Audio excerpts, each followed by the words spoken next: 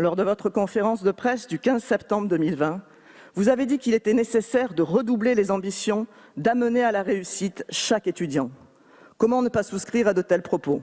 Pourtant, dans les faits, vous choisissez de poursuivre la politique de sélection dans l'enseignement supérieur, ce qui aggrave les inégalités d'orientation. Vous remettez ainsi en cause la démocratisation de l'enseignement supérieur. Cette année, alors qu'il y avait 57 700 étudiants en plus selon le ministère, seulement 21 500 places supplémentaires ont été créées. Parcoursup laisse chaque année de plus en plus d'étudiants sur le carreau. L'accès en master devient lui aussi de plus en plus problématique. Les saisines devant le rectorat ont bondi de 126% à la rentrée. Selon l'UNEF, 9 000 candidats en master se sont retrouvés sans affectation à la rentrée 2020.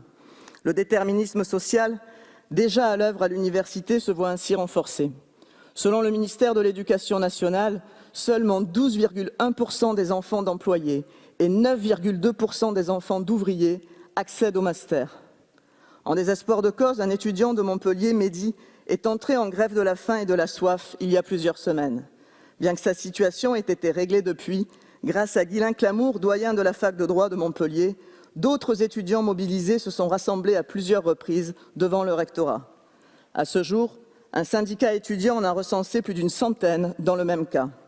Le doyen de la fac de droit a déclaré dans la presse « Si nous avions plus de moyens, nous pourrions ouvrir de nouveaux masters et en dédoubler certains, pour au moins être en capacité de permettre aux étudiants qui ont réussi leur licence de continuer. » Vous choisissez donc de laisser se dégrader l'enseignement supérieur public au profit de l'enseignement privé, qui bénéficie, lui, d'une augmentation significative dans ce budget.